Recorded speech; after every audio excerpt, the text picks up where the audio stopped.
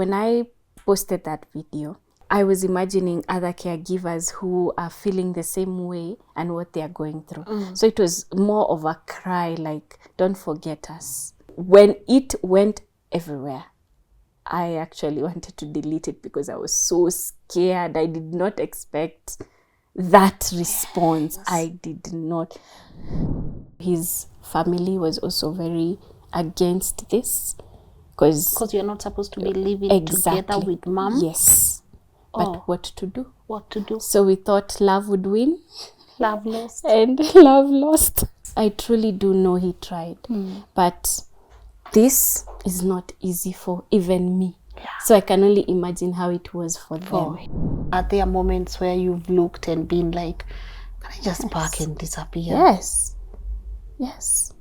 Yes. Sometimes you get so emotional and so tired that I have thought of that. But then what? The image of my mom kwa barabara akiokota makaratasi. Your mother. Just, I can't.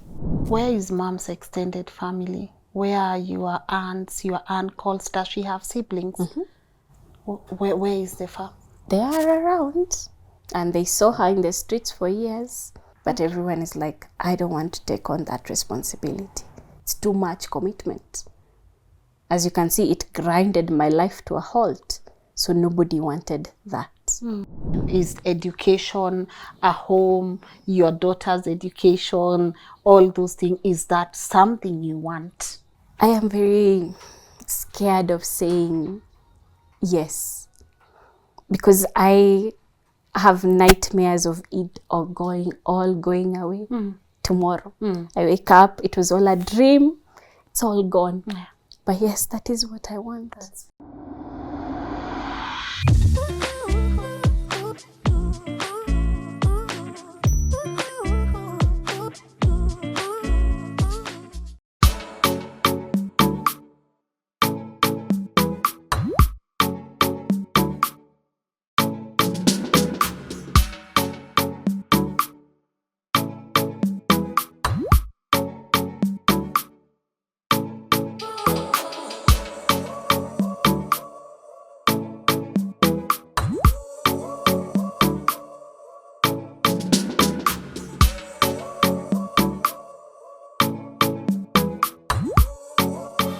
Hey guys, welcome to today's episode of LNS Rebuilding Series. My name is Lynn Ngugi, and I know you guys, you are wondering, Lynn, kwani leo tunashutia wapi LNS? Yes, we are doing it here in Nakuru with such an incredible person.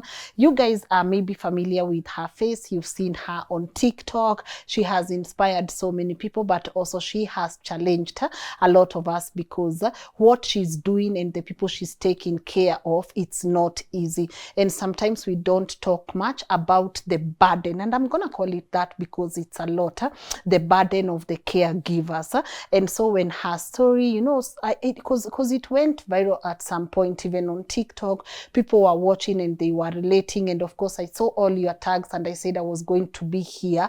Yeah, I meant it. But I've also decided that sometimes when people come on the rebuilding series, they are sharing their victorious journeys, but we gotta also start helping people rebuild, right? So I said, why not come all the way to Nakuru so that we can be able to have this conversation with her, hear what she's going through, and see, we as LNN community and also other people who have already taken initiative, how can we come together to make sure that we elevate her emotionally, financially, so that we can be able to take some burden off her and let her concentrate also on herself.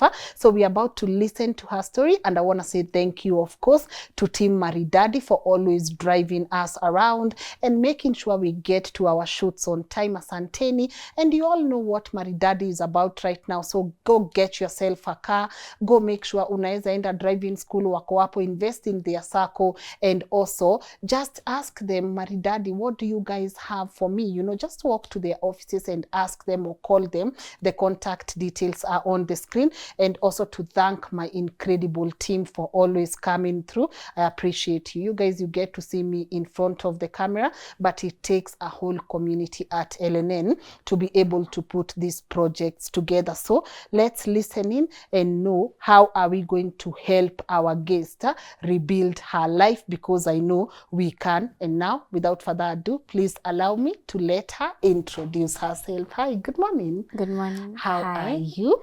I'm okay. Okay. Yeah, okay. Yes, Yes. I am. Please Okay. introduce yourself. My name is Viona Wawero. I am 36 years old as of March 11. Yeah. I live here. You're an 88 baby. Yes, I am an Okay. 88 baby. Okay. So born and raised here in Nakuru, Yes. and happy to be here. I'm so grateful, and yeah, just I'm happy to be here with you. You know, we've spent a lot of time off camera. You got to, you introduced us to your mom. We met your brother. I know you have an amazing daughter. So thank you even for allowing us to come and do this in your home. But who is this? Oh, this is not yet named, but my daughter's birthday was in January, but we didn't get to celebrate it. So someone said, I'm sending you something for your daughter specifically. What does she want? And she chose her. Yeah. And today she told me, I won't be there when your guests arrive, but my baby will be there. So there she is. Here she is. Yes, an Afro baby, more African than our usual Barbie dolls. Yeah, This I is to a Lynn, the maybe. Afro, the Lynn, Yes, so yes, so this is her pride and joy right now. Yes. Yeah, but how is your daughter though? How old is she? She's 9. Hey. She's 9 years old. She turned 9 in January. Very bubbly, very happy child. I am very grateful for her. Yeah. Her shosho's heart. Yes. Her shosho's heart. Yes, she is. Yeah. Beautiful. And even before we get into the conversation, because I know I'm not even the first one to maybe just air your case. A lot of people have seen your story and they really came through, and we will talk about them extensively, right? But when you see people coming through and when you put out that clip, online on TikTok, number one, did you expect that amount of support? And when you saw people coming in with encouraging words, how did that make you feel? Okay. I've been taking care of this for a long time, but since 2022, I've been feeling the weight getting more and more on me. So when I posted that video, it was just, I was feeling so alone. I was feeling very scared. The future is unknown. So I was imagining other caregivers who are feeling the same way and what they are going through. So it was more of a cry, like, don't forget us. Don't somebody see and don't forget us as we are going through what we are going through. We are trying our best to carry it and keep putting one foot in front of the other. So it was more of just talking. We put the beautiful images on TikTok, the videos, the trends and all that. The happy souls. But then I've seen another side of TikTok where it's become a safe place to talk about something in your heart that you might not necessarily put it in perfect Instagram or things like that. So TikTok has become a place where you go deep. So in that moment, I just said, maybe there's a caregiver or two out there who will understand what I'm going through, and maybe we can just carry each other along. So when it went everywhere, I actually wanted to delete it because I was so scared. I did not expect that response. I did not. I would be lying if I sit here and say that is the response I expected. It was above and I had never even dreamt of anything like that happening at all. It was just saying, I am alone. Carrying a big load. It's a lot. I don't know what to do. Somebody please just advise me or something like that. I did not expect that. Yeah. And I'm happy that, do you now believe you're not alone? I am not. I'm not alone at all, at all. And there's so many amazing people, and from here and from abroad. There's a lady who calls me just to say hi. Just like that. Hi, is your day good? Good. Sawa. That's it. I don't know her. I've never met her. She's somewhere in the UK. Ivo. Just that. Yes. Just that. Yeah. And you know, earlier on, when we were just having a conversation, I realized you struggle in defining who you are. You know, someone will ask you who you are, and you'll say, "I'm Viona. I'm 36." Of course, which is amazing. I take care of my mom. I take care of my brother. This and this. But deep down, who do you really think you are? I think maybe I'm a person who had to put Viona aside so that I can fully embrace what I have, because it's hard when you have a situation like this to keep thinking of yourself, because you'll start feeling resentful and have one foot out the door. So when it comes to defining Viona, I need to maybe relearn, to be honest. Oh, yeah, you need to relearn who because when you're taking care of them, and this is my everyday life, if I keep dreaming and thinking, oh, I wanted this is what Viona had loved and all that, you start to feel a certain something at the back of your head that is not good. Like you shouldn't even be thinking about the things you love, you know? Exactly. Oh. So you're like, I gotta put myself aside. I have to put myself aside. What do you love? Music. Plants. And then I love, when I was in high school, I was chair of the debate club. I love things to do, even before I dropped out of campus. That was my whole agenda, just global policies, things to do with helping and changing the world, like that. I always said, one day I'll work for the UN. So yes. So there's a creator I follow. I even stitched her on one of my videos. Yeah. She's literally living my life. She's a UN advocate, something to do with the UN development goals, something like that. Yeah. So she's 25, living the life. So literally living what I wanted to do. You're gonna live that life, even if it's in a different way. But I know you're going to do that. You know, plants. Why plants? Plants are. In the morning, I wake up at 6 or 6 apple. I just uki water. When I'm watering out there, they just have a way of, like I see a flower, it may open up, or a new shoot come up, or a leaf or something. It's hope. For me, plants have always been hope. Oh, wow. A symbol of hope. Even when it rains, sometimes we run pale nje, you're barefoot and just embrace the hope of life. Otherwise, without hope, I don't think I would have coped for the last, I don't know how many years. And you've planted, because there are so many plants outside, guys, you know. You've planted all those by yourself. And buy pots and then buy the plants and plant. Some you transplant and like that. And then I advertise them on Facebook. If somebody wants for the balcony, for indoor, for outdoor, you do that. You get a bit more money at home. Yeah. Music, local, international, mixture, hip hop, rap, blues when you want to cry, gospel when you want to praise. Break my heart. No one has broken your heart, but you feel it. You feel like you feel someone has broken your heart in that moment. So yeah, both local and international music. Local it helps express what you are feeling. Okay. Yeah. Local, who do you vibe to? Mostly. There's, of course, everybody. Nyashinsky is just, he's done amazing. Ever.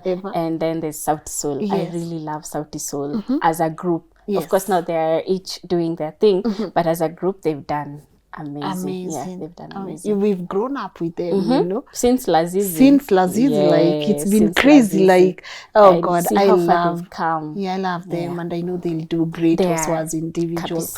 Any particular song? There's that one they did with the Upper Hill. The one we were singing earlier. Ananipenda. Bwana ni mwokozi wangu. Yes. Tena kiongozi wangu. Ananipenda. Leo kuliko jana. There's just something about that song. Just how does it resonate? Like, why do you love it? I live by hope. if I don't live by hope, I can't survive. It's a lot. So I'm a very positive affirmation, manifestation, hopeful person. I try not to let the negativity enter me, because if it does, then that's it. Yeah. I'm glad you Yeah. have hope, you know. But I know we've spent the better part of the conversation catching up, and there's someone who is tuning in for the very first time and they are wondering what exactly has she been through, right? So from an area you're comfortable with, could you walk us through your journey, maybe so that we can be able to understand, you know, who is Viona and how did we exactly get here? Okay. I was born in 88. At that time, my mom was in campus and she was sick. She has schizophrenia. So when I was born, I went to stay with my grandmother. Then I think she got better. I'm trying just to, from what I know, from what I've been told. And then she met someone in 1991. And then he married her. And then I was brought, now became a stepdaughter to him. And then in 1992, when our second born was born, my mom relapsed again, and I was left with staying with my stepdad. My brother also stayed with us, our second born. So it's always been in and out of hospital for her for years. Then in 1996, my third born bro, now Joseph, the one people know, was born. At that time, mom's condition has gotten too bad. She was living in the streets, walking, and it was just Like streets. Yes, mom has lived in the streets for years. Ile you see somebody anatembea with a gunia and makaratasi and all that, she has lived in the streets. So thankfully, and I'll just give him his flowers. My stepdad took care of me and our second born up to around when I finished high school. By then, our relationship had gotten a bit strained, but he did his best at that time. So we were with him at home here in Nakuru. And then my small bro, he refused him. He said that's not his child. No, it's now Joe. Yes, Joseph. So he started staying with relatives, aunts, uncles here and there because mom is sick. At one point, she got him back, settled, got her medication and all that, and was going to work. And then she relapsed again. I hear she was fighting, she was beating him in town, and he was taken away to the children department here in Nakuru, and mom was taken to Ward 8 in Nakuru. So that was the last time they were together. I was really small, but that was the last time mom and my brother were together. So he's always just been in children's homes, in some special schools, on and off, in living with relatives, like that. Yeah.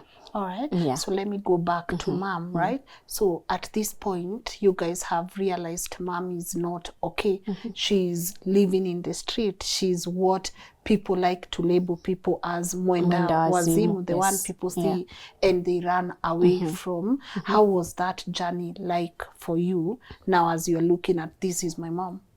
One day I remember I was in class 4. I was in Girl Guides. So we used to do after lunchtime. I was in St. Joseph's Primary School here in Nakuru. So after lunchtime, 1:30 to 2, we would do Girl Guide preparations and things like that. So she came to school. And when she's manic, she's wild, talking very vulgar and loud, and so she just say, mtoto wangu, my Girl Guide, nimekuja kukusalimia hivyo. I remember that incident very well. She was so loud, she was so vulgar that the principal had to come and escort her out of the gate. And I remember that is the first time that school started locking the gate after students have come in. Gate inafungwa, nobody else apart from when the guard asks you to come in. Otherwise, before, a gate was always open. But that's when it started kufungwa at the gate. So that was always her reality. She would come where we're staying, but she's not stable. There's no one to make sure she's taking her medication. There's no one to make sure she's getting her monthly injection. So she's wild. Anazurura, anakuja. If we have some food, we give her. Anatoka, anaenda. That was my childhood.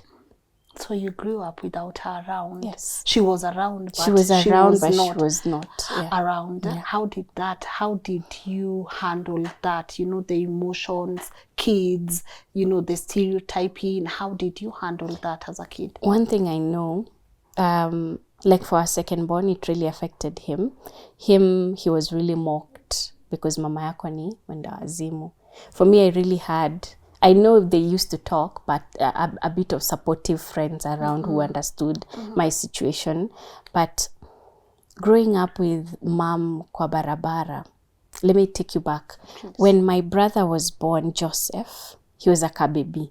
Mom had a rental house around our place. So when I went and found she had a baby, nilimleta home kwetu. Show my dad, hey, mom mpata mtoto. He's the one who told me, take him back. He's not mine. Ni mtoto mgani, mpeleke mrudishe kwa mama yako. So I did. So with time, I started noticing something is up with Joseph. And I'm noticing something is up with my mom. So at that young age, at the back of my mind, I said, one day, I'll make sure they are okay. But I am like 8 or 7, but you don't know what you are doing. Yeah. But I knew at the back of my mind, one day, they will be my responsibility. Yeah. The two of them. All right. Yeah. So now you are doing school. Walk me through your journey. You yourself, how are you navigating life? And how is mom and Joseph coping? How are they coping? I didn't know, to be honest, with Joseph, we separated for a long time. All I knew was he was in some orphanages, he was in some homes, he was with relatives, he was going in and out of school. That is what I knew. But for me, being with my stepdad sheltered me a lot, because as much as he wasn't the most warm person on earth, we never lacked food, we had shelter, and I went to school. Only that you would bump into your mom kwa barabara akizurura, akiokota makaratasi nini hivyo. You'd hear her bang on the gate, anataka food, things like that. So that was basically my childhood throughout until I went to boarding school in Form 1. Yeah. And did she ever come to visit you in Now, school? when I was in class 7, 8, she got better again. And this time she calmed down. Again, she used to rent nyumba karibu tu na home kwetu. So she rented a house near our place. I left her. When I went to Form 1, she was okay. So I remember Form 1 mid-term, because my dad is the one who took me to school. Form 1 mid-term, he called shule Arutani Girls in Solai, asking, undaka kuvizitiwa? Kasema sawa. So I don't know how they communicated, because they barely ever talked, but my mom came to visit me Form 1 first term, and she was okay. Completely okay. Then I came home for Form 1 holidays, for the first term, holidays in April, and then went back to school. Then Form 1 second term, I started, by then I know the signs. I started to notice she's relapsing. She gets very dark. She starts Like dark. You see how light she is, kiasi. Gets very dark, and then she starts, then the slightest thing ticks her off. And during that visiting, I noticed it. Then I came home, August holiday, and I met with her kwa matatu. And she was like, my daughter, umekuja kutoka shule? Aya, sawa. Enda nyumbani. Then she just talks a lot of, with schizophrenia, it's a lot of gibberish. You see the voices, there are so many voices in their heads. She's talking. And that is the last time I ever saw mom calm, until when I took her. Yes. Okay. So Form 1 third term, nobody visited, because she completely relapsed. Yeah. So throughout high school, it's just you working just hard. Me working hard, a lot of kufukuzwa school fees, which is a whole other story. And my dad would come once, either this akuje visiting, akose hiyo ingine. It was a real struggle, but thankfully I had friends who understood my situation. So wakivizitiwa, tunavizitiwa sisi pamoja. Like that. So, and then you finished high school. I've heard that you mentioned something until you stopped campus, right? Yes. Could you talk to me through that stage? And also, where does your daughter come in? Okay. I finished high school in 2005. I remember even towards the end, I had to do the exam, then go back kuchukua results with fee balance ilikuwa imebaki. She's okay. So I remember talking with my stepdad. Nikamwambia, by then, there used to be these adverts kwa gazeti, because I got a B-. Kwa adverts za, thank you. Maseno University was offering courses na IT. They used to advertise sana kwa Daily Nation. Yes. Kama ni business, BCom with IT. Kama ni nini with IT. Nini with IT. So that IT part, I was like, this is interesting. So I told him, this is something that I would be interested in doing. Akaniambia, no, that is too far away.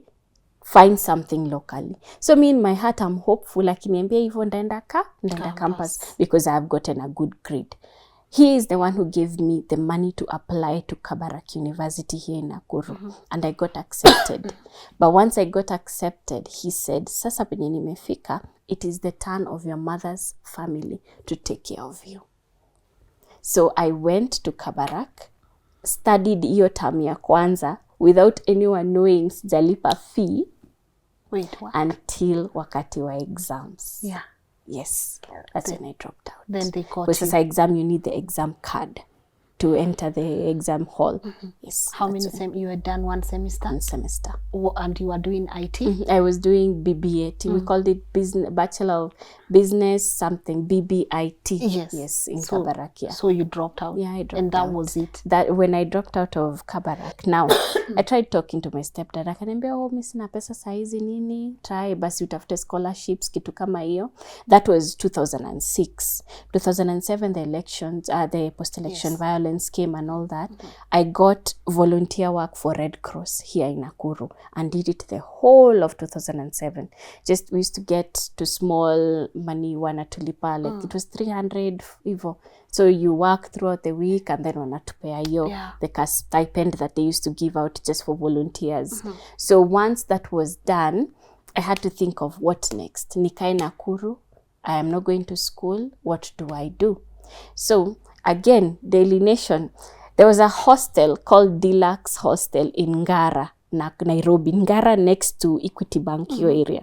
So they were saying you get hostel for 6,500 a month, and then unapewa 2 meals a day and 3 meals during the weekend. Mimi nimekaa tu napiga tu hesabu zangu here in Nakuru, and I'm like, you know what, I need to go to school. And the best place for me to find sponsors and scholarships and all that is Nairobi. One time in 2008, January, I packed my bags, moved to Nairobi, and I left my stepdad later. I know it was the wrong move, but I needed a way out because I was stuck and there was nothing that I was doing. So I went to this hostel. We had a room where 8 girls would stay with 4 bunk beds. Yes. So iyo up. Yes. So iyo tunalipa 4,500 a month because ni wengi. Yeah. You get 2 meals during the weekday and 3 on the weekend. I had a friend of mine, mwenye nilikuwa tumeongea naye nikiwa Red Cross. He connected me to a cyber job, Mfangano Street. So unaona Ngara sini hapo tu nyuma tunarukia ile river, unaruka, unapita hivyo juu, nafika Mfangano Street. So that used to be my daily routine. Nikisikia nimechoka unapanda number 6, na kuzungusha hivyo Ngara, inanieka hapo Equity Ngara. Yes. So that was my routine as I found ways to go back to school and to survive and all that. But you see, wakikita for shelter na food, I was being paid 9,000 a month. Na ni check, lazima uweke kwa bank. It was a whole process. That man was, Mungu ambariki, like he was rude, but it's okay anyway. It's a whole, so with that, at least nimelipa short shelter na niko na food, so ingine just kidogo kidogo to navigate here and there, and then job unapata tu vitu tu pesa kidogo kidogo hapa. So I remember it was the end of 2008. I got his somebody who had been a USIU alumni, their contact number. Mimi, I was willing to call and talk to everyone. I had a whole list of all these companies from Nation Media Group. You remember in Linus Guitar, he used to leave his phone number kwa gazeti pale chini. I had all those contacts. So one day I called this company and I met the most wonderful secretary. And she told me, unajua nini? I know, I've heard your story. I'm going to pass it along. Then a week later, she calls me, tells me, I've talked to the CEO. can you be here on this and this day? He will have a meeting with you. So this was my plan. I've mapped out cinema. I applied to USIU and I was accepted. So I mapped it out. Like if I get a sponsor for every term, I'm okay. And I was determined to get a sponsor for every term. And I got the sponsor for my first term, summer of 2009 at USIU. So he paid that first semester. After I went, I explained myself, who am I, what am I doing, where I'm asking for sponsorship and all that. So I went to him and he told me, I will sponsor you for the first term. You have a good plan. Here's a list of people, call them as well so that you panga your coming years. So that, because I won't promise you that I will sponsor your whole education. I was like, you know what, you've given me an in, thank you. And I went to my first semester of USIU, still living at the same hostel. I never moved out or anything. Tulikuwa tunatumianga, you see these long buses za Githurai. Ikirudi towards USIU in the morning, si medrop watu town. Tukirudi ni 10 bob or 20 bob. They don't charge a lot. Na iko hapo, what's it called, this hotel on Thika Road?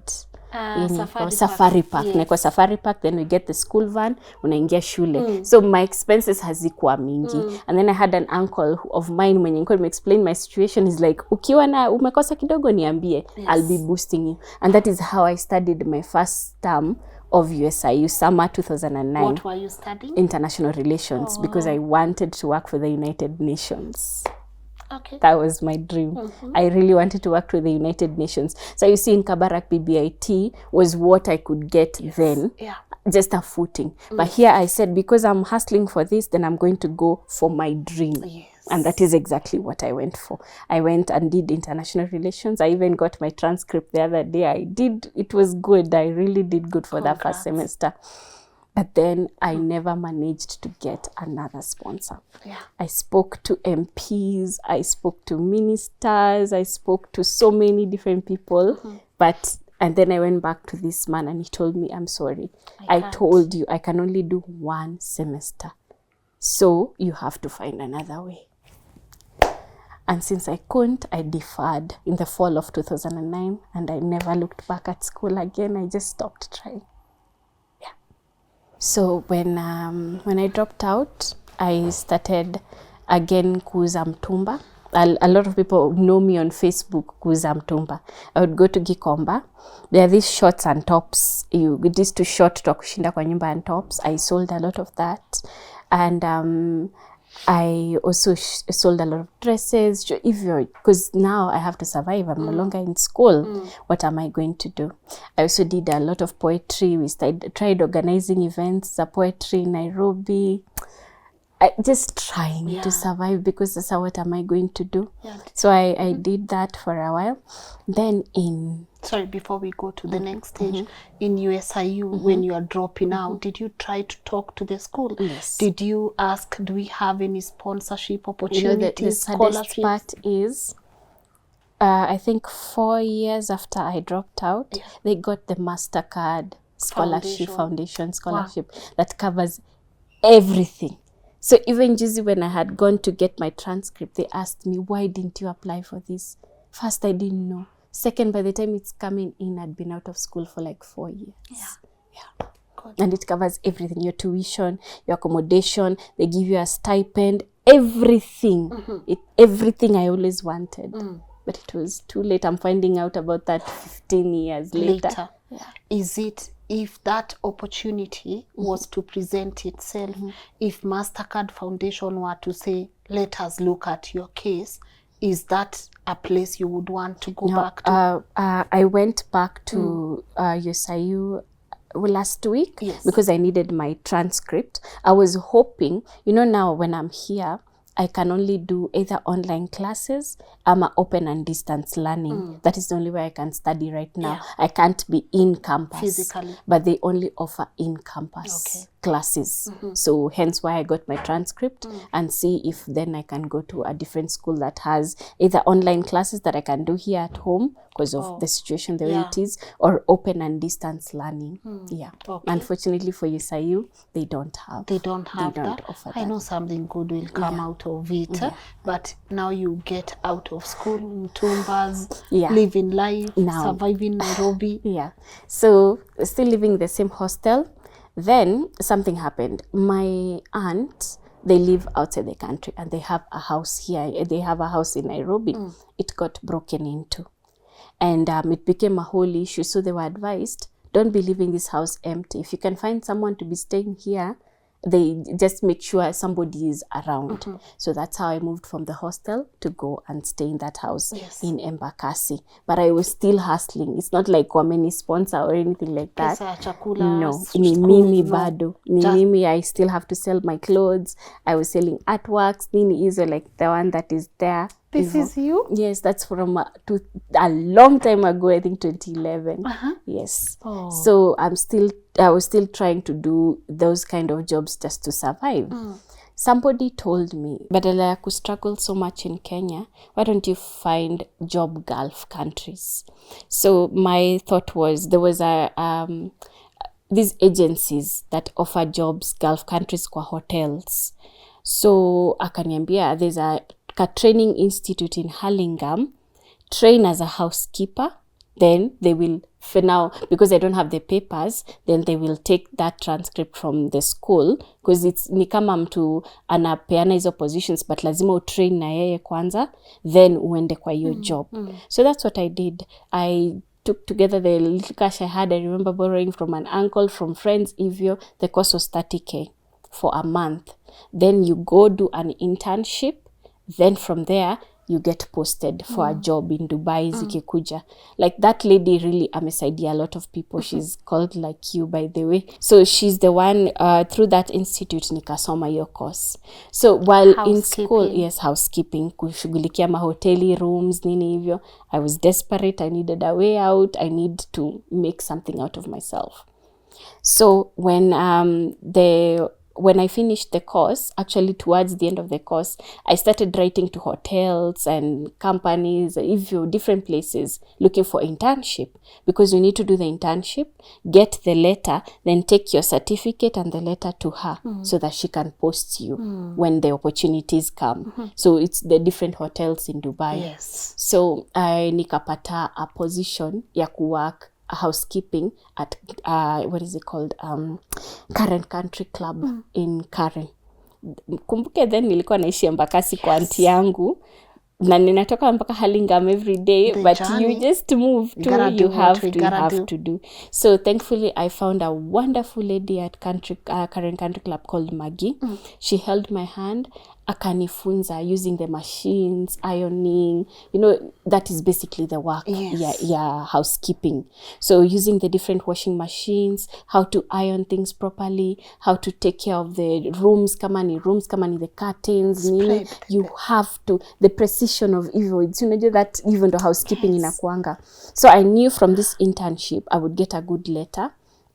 And then from there, that was around almost starting of 2012. Then from there, I would go back and tell, hey, this is what I've done. This is my certificate.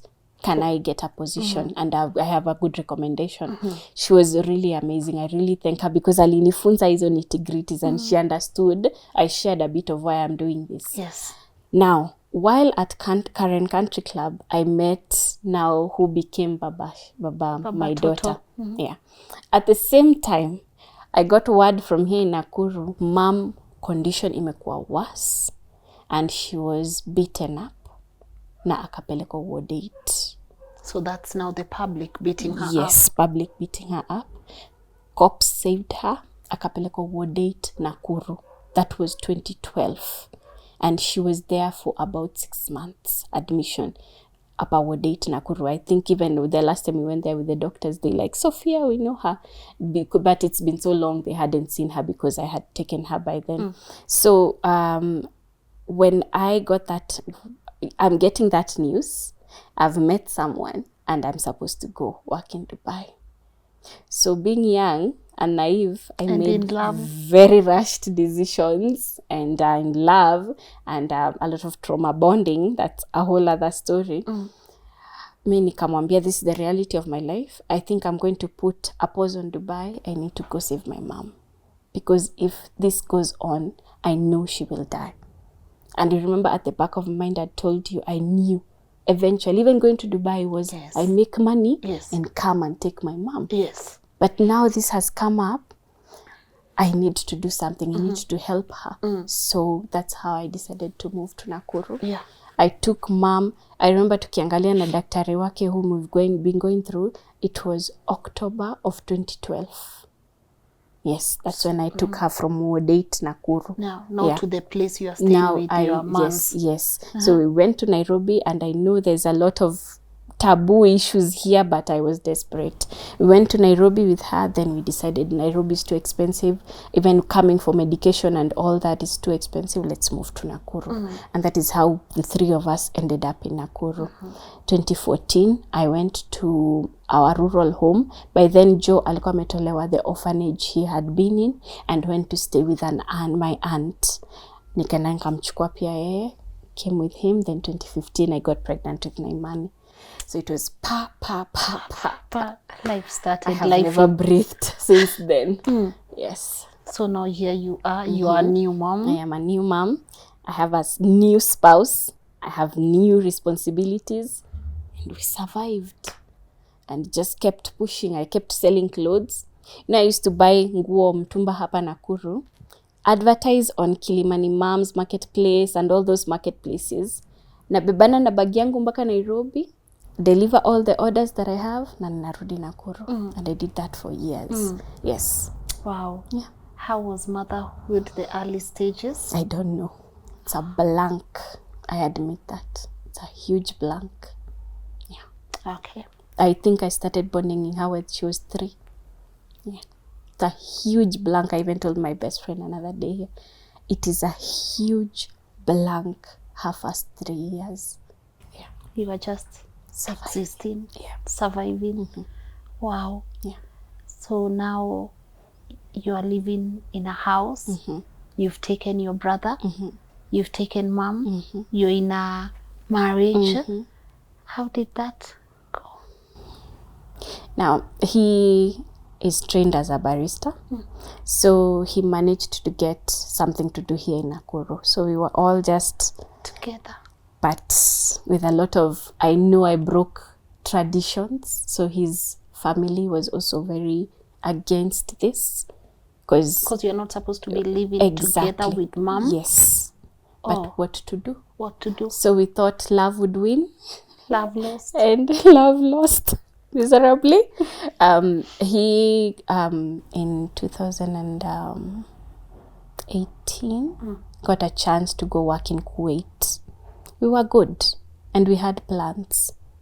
But the distance, we started fighting so much, and there was so much insecurity. Him thinking I'm doing something here, and it was just a lot. You thinking he's doing something there. Because we had sort of bonded and we were each other's pillar. Now that the distance was there was a gap. So there was nitty-gritties, or like you've broken so many taboos. You're not supposed to be staying with your mom. Umebebesha mtoto wangu mizigo mingi. One time I was even accused of bewitching him. And as much as we broke up, as much as it was horrible, she still called him my daughter. I don't want to plant a bad things in her head that I know are coming from my bitterness. Let her, when time comes for her to bond with him, judge him as a human being. Not me planting things because I was hurt. No. That's how. And then I normally am very careful with her mental health. Because I'm like, if I plant these seeds, I will have 3 people with mental health issues to handle. No. Let her grow up knowing we broke up. I am very honest with her. We broke up. We're not together anymore. But mom loves you. I truly do know he tried. But this is not easy for even me. So I can only imagine how it was for them. Yes. Yeah. Good. So it's okay. So now he exits. He exited in he went in 2018, came back in 2020, and that's when I noticed we were too far gone. So by 2020 COVID time, June, we just stopped talking. He went mute and has never communicated since then. Okay. Yeah. Now it's you, him out, you, mom, Joe, yes. and your beautiful daughter. Yes, yeah. I think I could go back kidogo. In 2019, I got a chance to train article writing. Yes. And it just, I remember the guy who trained me with article writing unalipo per word. So if it is, let's say 1,000 words and we are being paid 700 shillings, that is 0.7 per word. Yes. He would take 0.35 and I take 0.35. What? So 3,500 for that 350 for 1,000 words. But I am being trained, so I'm not complaining. Yes. You write like 10,000 words and then unapata 350, 300. That is at 0.35, 0.4. But si anani train. I was like, okay. So luckily in 2020 when my ex exited, I landed an employer who was paying a shilling a word. Wow. And remember, it was COVID time. Yes. That is what saved me. That is what saved me. Because now I was home full time writing.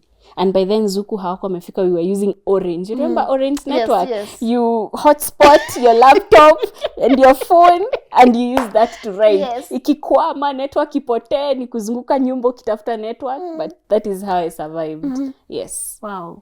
But walk me through now, waking up to mom, to your brother, to your daughter, to yourself. Huh? How is that journey like? Because in this context, you are the caregiver. So mom wakes up. So could you walk me through now mom's condition, right? I know we've mentioned it, but like what are the signs that this is now getting out of control? And then walk me through now your brother and now having to live with them and how that has been like for you. Now, mom's condition will require her to take medication and go for her injection for the rest of her life. The stage where this might have been salvaged passed a long time ago. Remember, she's been suffering since the 1980s and she's now 62. So it's been a long time. So the stage where... What causes that? Schizophrenia. Yeah, schizophrenia. What causes it? For our family, I think it's genetic because we have Down syndrome as well. We have autism and then we have schizophrenia. Now, there's always a trigger. And the triggers happen during our teen to early young life, especially due to a lot of emotional distress. It triggers it. And then now it starts, the condition explodes and you now have to be on medication. What I know from what I've been told, it was heartbreak that triggered for her. Severe emotional distress that triggered to her whoever my father was. I hear he was a lecturer. Because me, I'm a stepchild to my other stepdad. Yeah. So I hear he's a lecturer, and when he found out she was pregnant, he bailed. Yeah. So that was her trigger. And she's never been able to recover from that ever since. So it's been heartbreak after heartbreak, and then with my stepdad also heartbreak. It has been like that for years, yeah. So sometimes wanna walk me through her daily life, you know? No, Sorry. So her daily life is, she wakes up very early. She likes doing just her things in the kitchen. She'll cook tea, she'll prepare breakfast for Shiro before she wakes up. That is when she's okay. That's why I'm very adamant on injection every month. Like tomorrow we are going to the clinic. Injection every month and her pills every night without fail.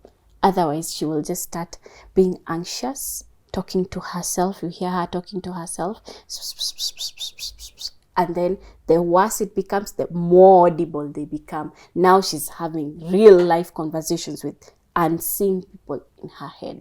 Yes. But with the medication, it keeps the voices controlled. So she can do her things. She can clean, she showers, she cleans her clothes, she makes breakfast. We do Ivio. Just, yeah. Yes. She knows with what medication she can function. Okay. But without it, now the problem is the follow-up of the medication. There was never that person who wanted to take on the commitment of making sure she gets to her injection every month and taking her pills every night for the other years before I came in into 2012. There was no one. No one. And bro?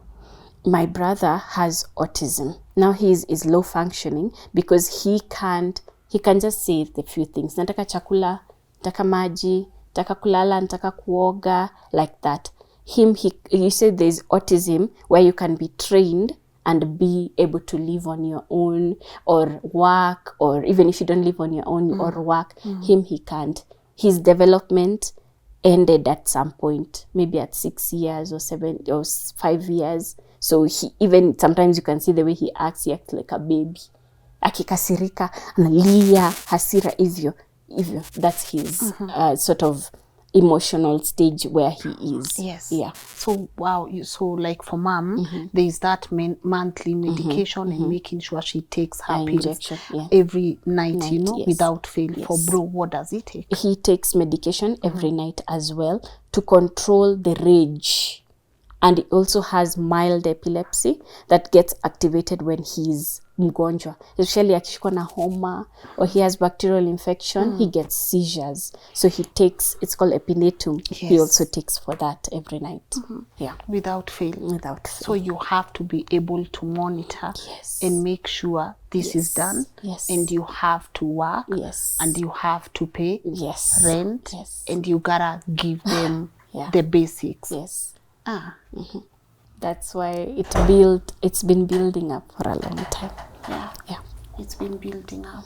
For bro, because I noticed, you know, with size, when he gets aggressive, is he physical with you?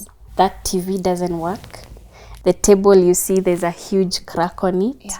There was even another TV that was bigger than that. He broke it as well. There was a clock up, or he hit it. You saw when he got angry here.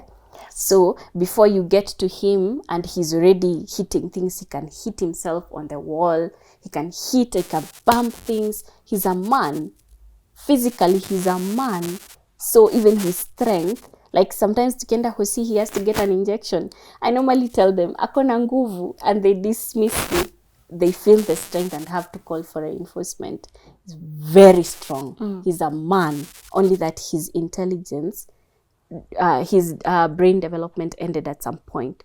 But physically, he is very strong. He's very masculine. Very, very strong. Yeah. Yeah.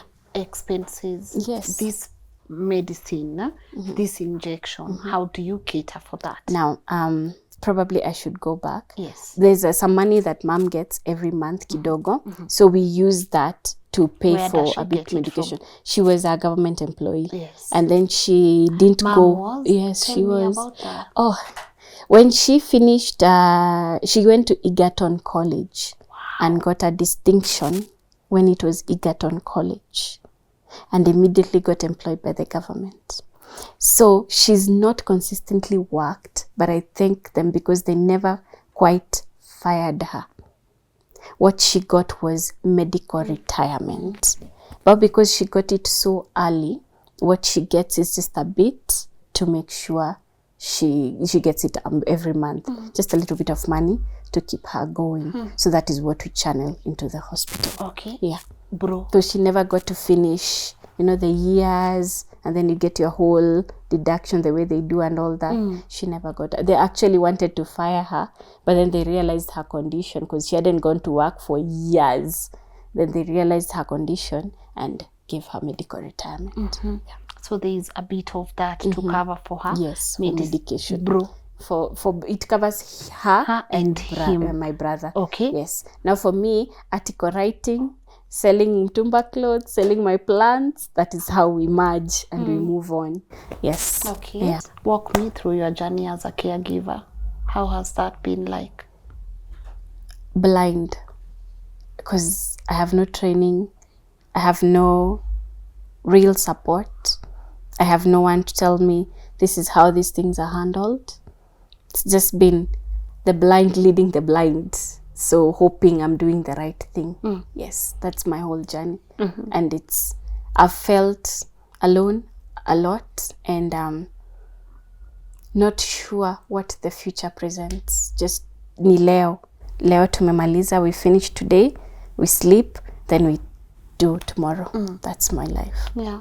What has kept you going? Because obviously it's a lot, you know. What has kept you going? And are there moments where you've looked and been like, can I just pack and disappear? Yes. Sometimes you get so emotional and so tired that I have thought of that. Just go. But then what? The image of my mom kwa barabara akiokota makaratasi. Your mother. That just, I can't. So tutaishia tu hapa sisi wote, if that's the outcome. Yeah. When you look at mom away from the makaratasi and what she goes through, what do you see? I feel sad for her. She's smart. I see my daughter in her. Very smart people. But life has been so cruel to her. Like so cruel. What do you mean kichwa ngumu? Me, I just soldier on. But her life has been cruel. Completely cruel. You know, when I was young, I'm really sorry to my stepdad for this, but we had our own home. It was, you know, this home imejengwa na matope, but imefanywa plaster. It looked really nice hivyo. So what used to happen was, when mom could get access to the house, atakuja clean ama afanye tu vitu hapa na pale, but when my stepdad walks in the living room, anatorokea mlango ya nyuma. I saw that for years. Yes.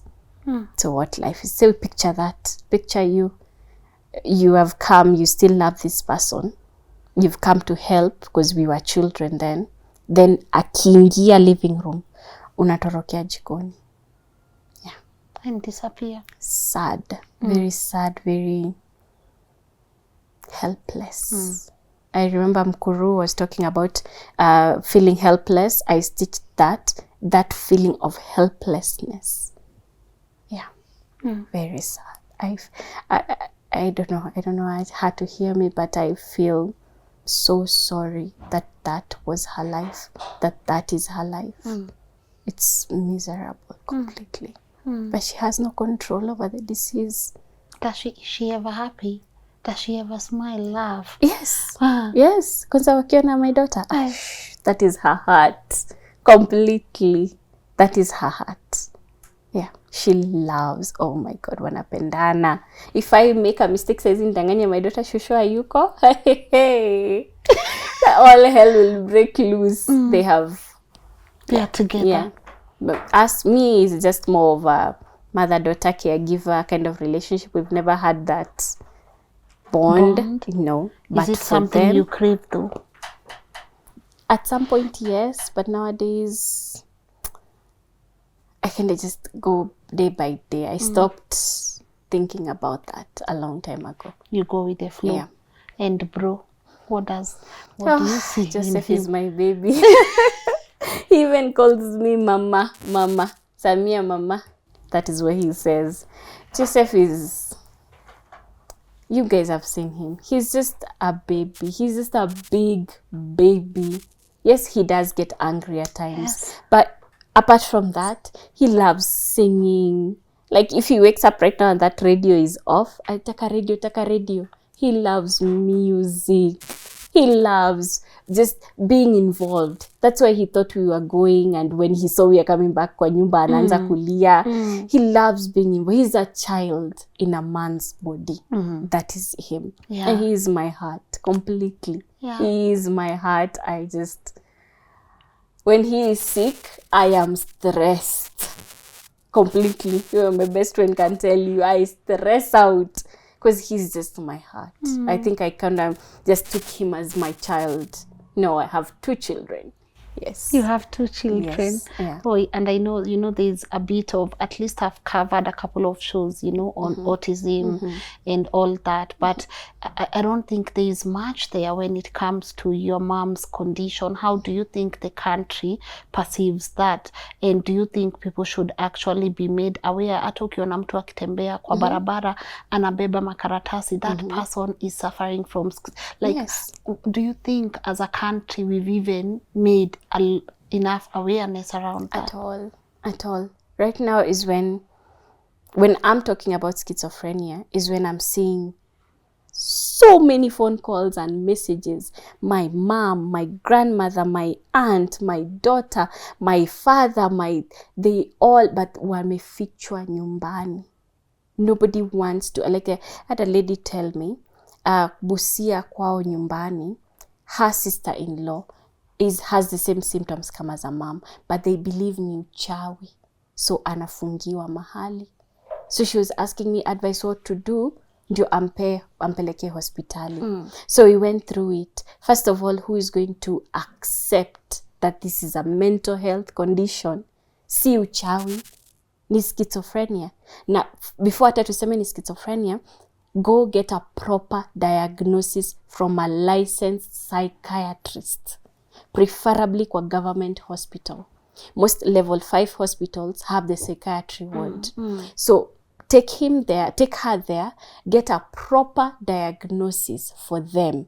Then from there, they may be admitted for some time, ndio aanzwe the injection and the pills that they take. But then after that, who will follow up to make sure she gets every month to the hospital for the injection and every night anameza dawa anafaa kumeza.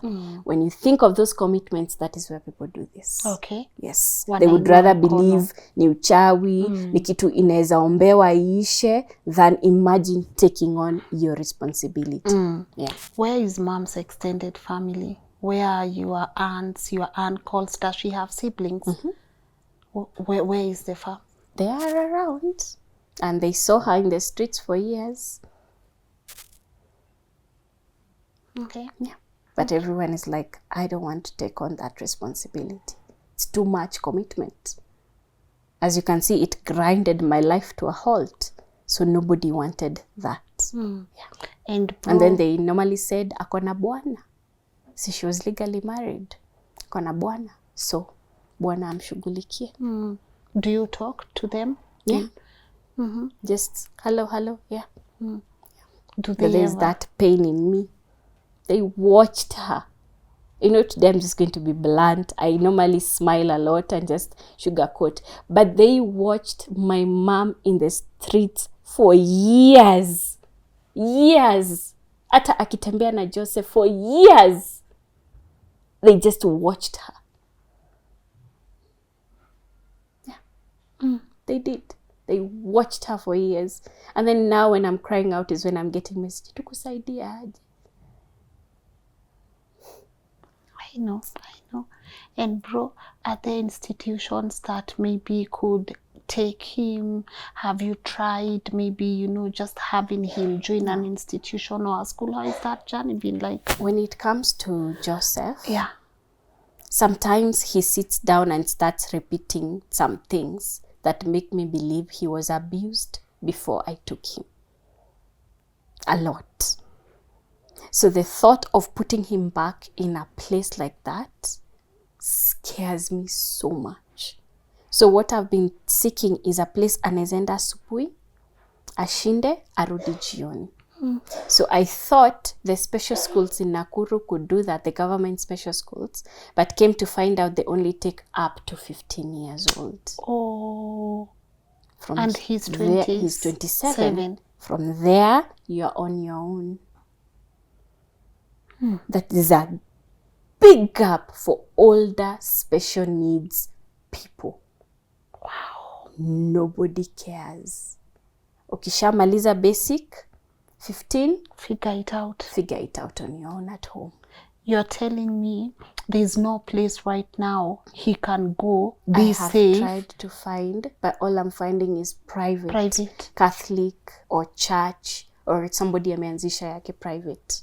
Yeah. But government ones? I haven't found any. It's a huge gap right there. What happens to older special needs people? Wanafungiwa home.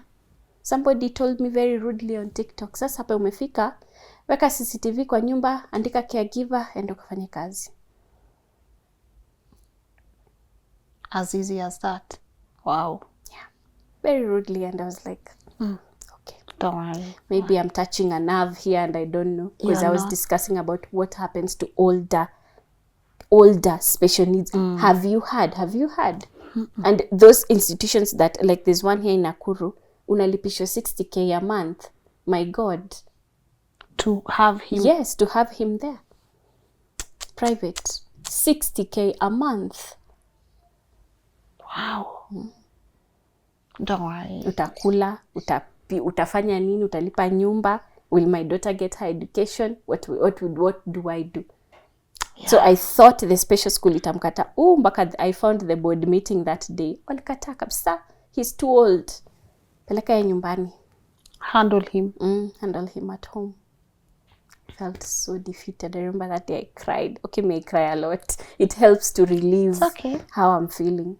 Yeah. So that realization of how nobody cares for the autistic, for the all these special needs children after 15.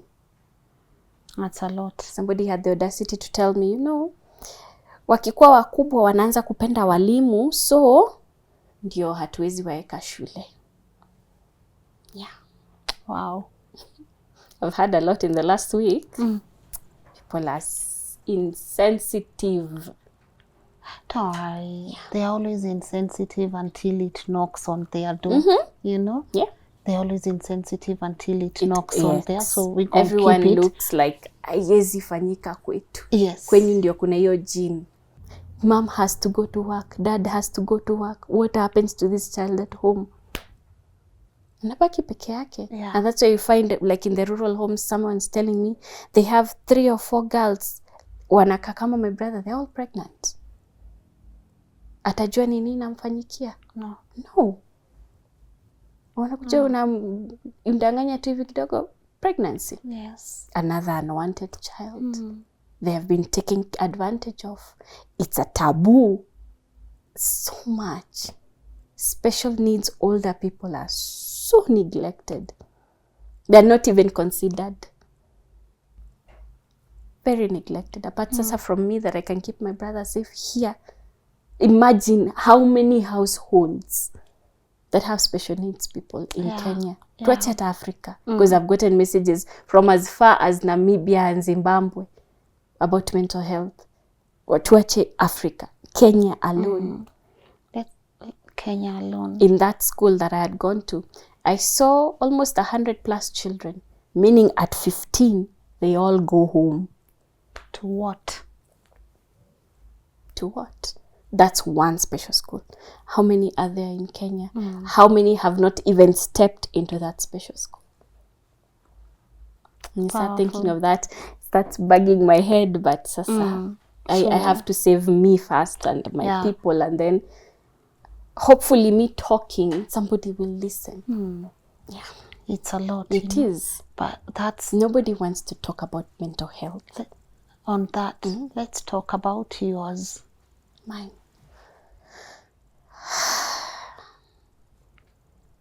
It's dark.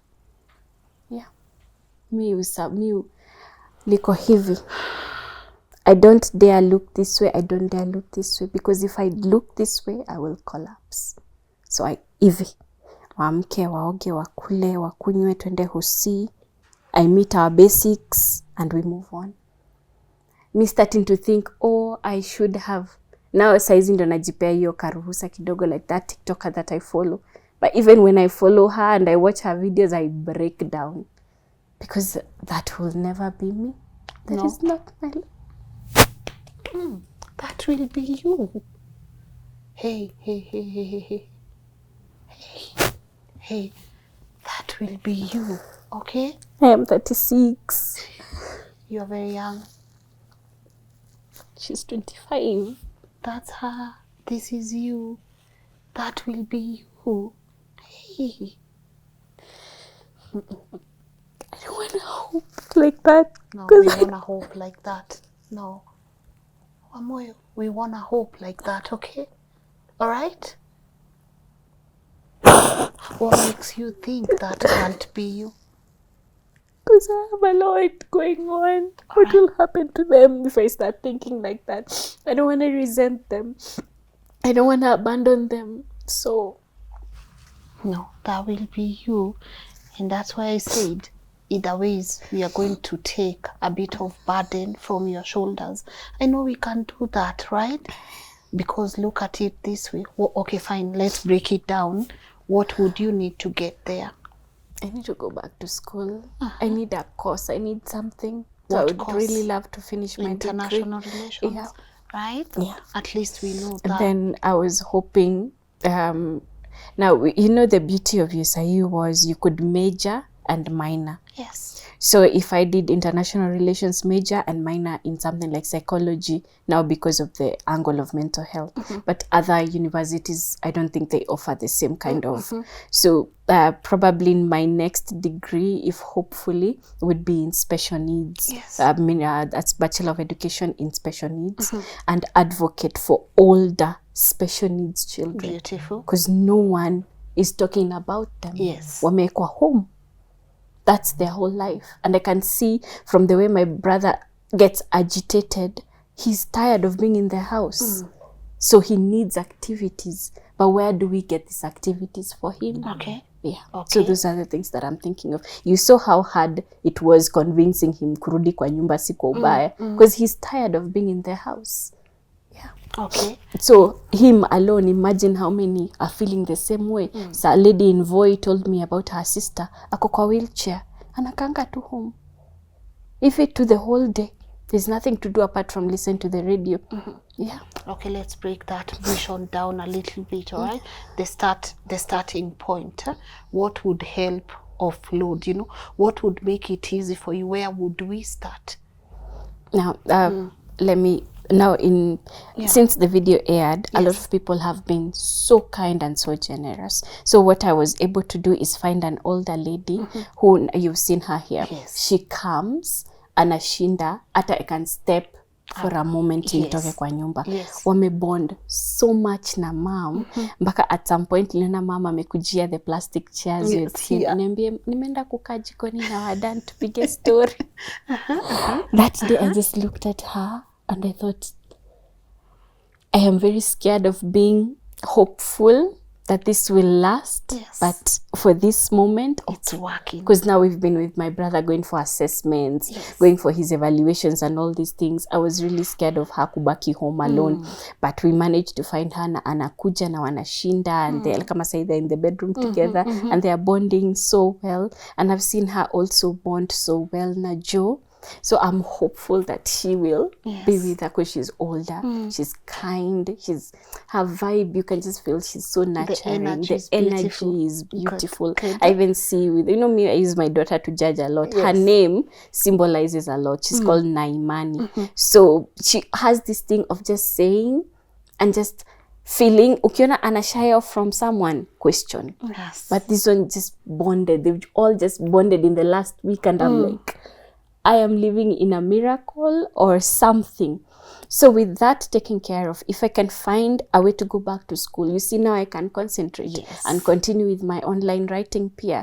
So that's where I am. That's where you are right now. Good. We identifying pole sindio. So at least we understand there are also other caregivers out there who come mama wadan, right? Yes, who yes. can come and just stay with mom and bro as you do Yes, ABCD. yes. I want to get to that point where you say that cannot be me. What is that person doing again? She works with the UN. All right. She's an advocate for education of girls in Africa. Yes. So right now she's doing her master's, her PhD in the US, but she still works for the UN and gives speeches, and they're called the UN development goals, something. UNDC. So they do it. So one of them is education for girls across the world. Okay. So she's a huge advocate for that. All right. So my thing is to be an advocate for the special needs, older special needs kids.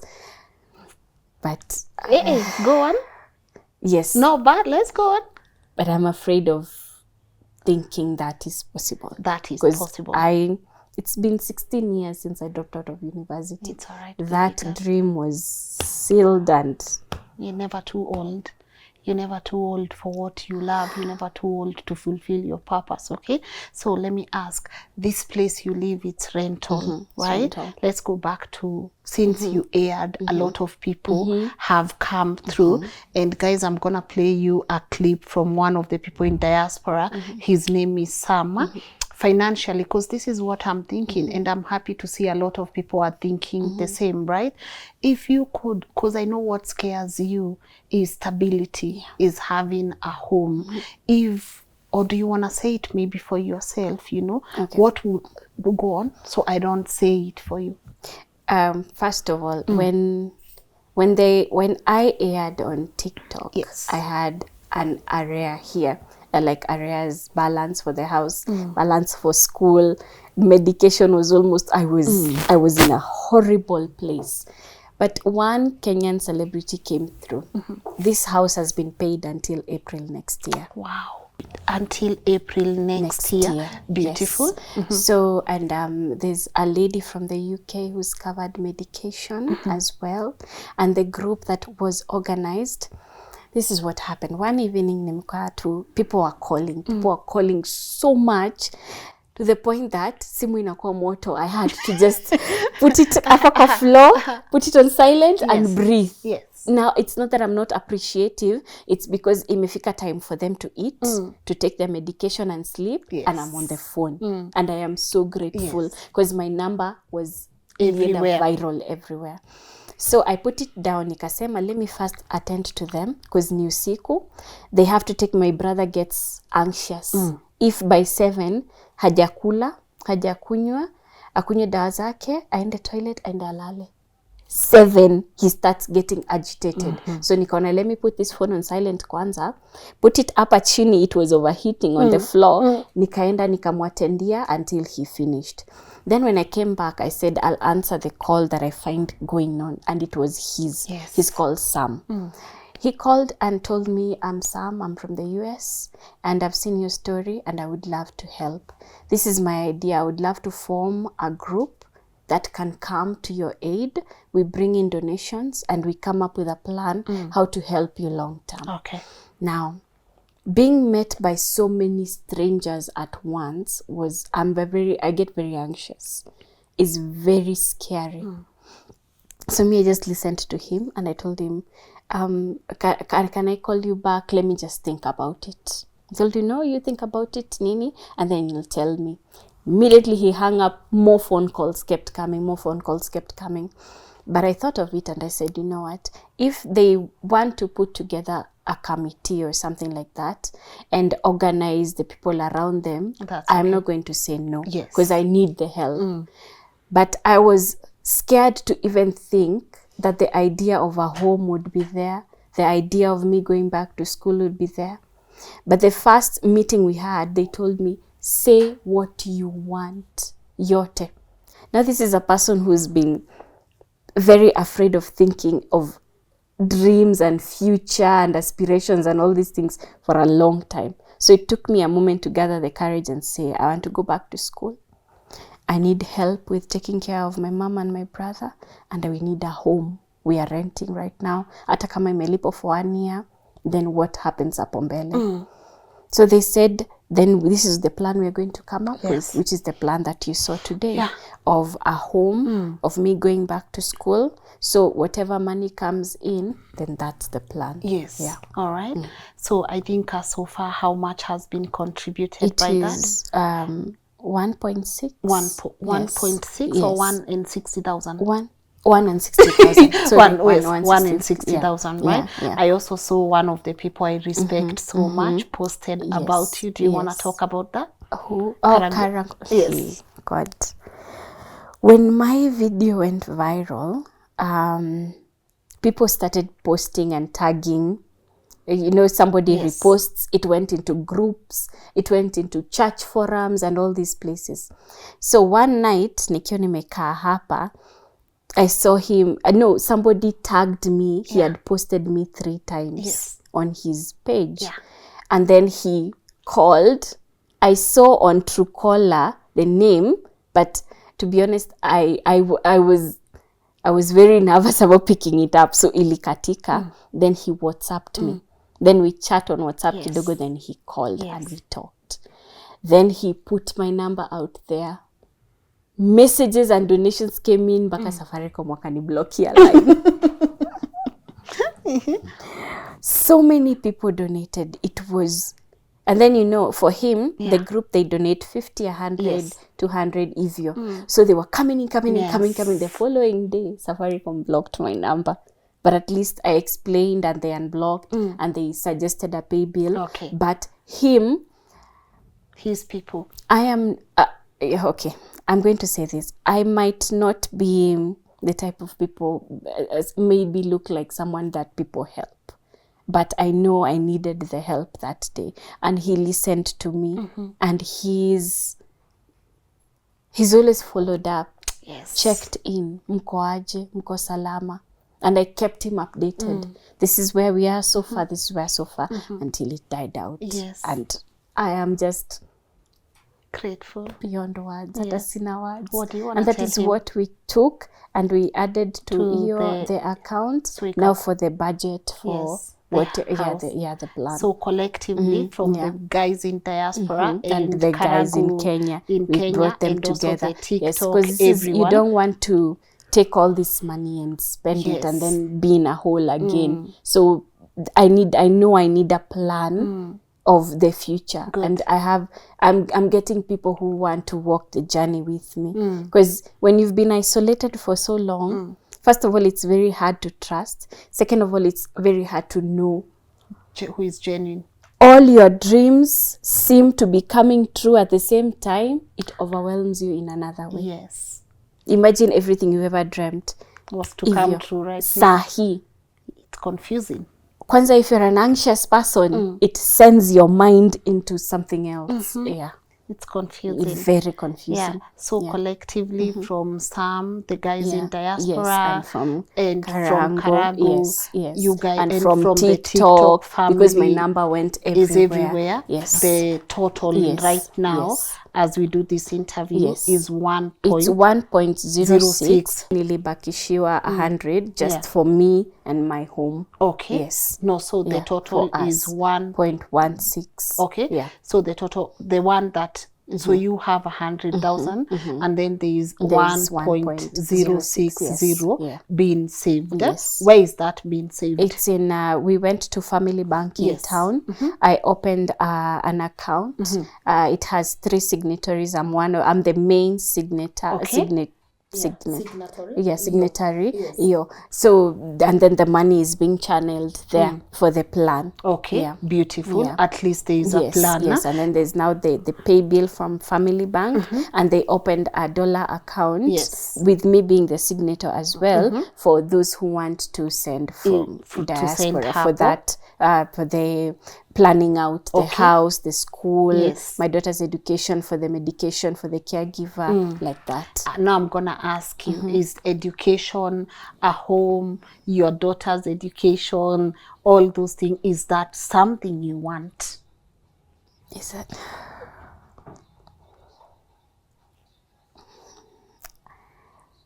I am very scared of saying yes.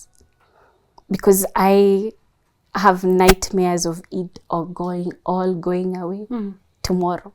I wake up, it was all a dream, it's all gone.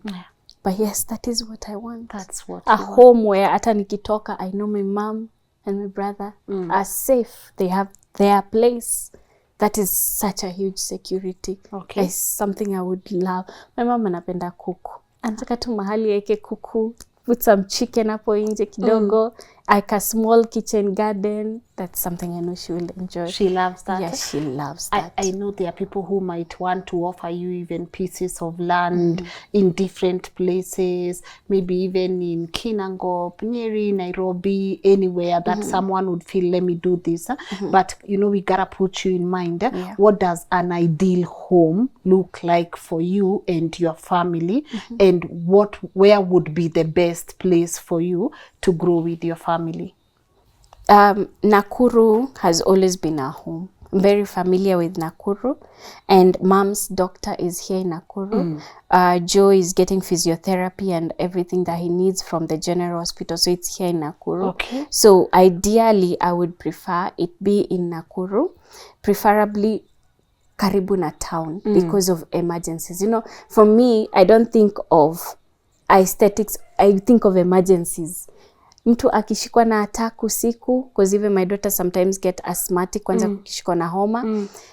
Akishikwa na attack usiku, will you start running from interiors? Yes. So ideally somewhere that's not too far from town, but also I have to be consider the budget and consider a place that is not too expensive. But if a miracle ever happened, this would be the most ideal location around here. Yeah, around How much here. is a plot here?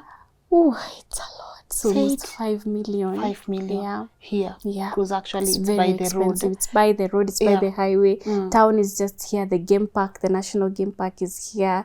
It's very popular. Sahizi. Once upon a time it was actually a bush, but right now it's very popular. So it's very expensive here. Never fear. You never know.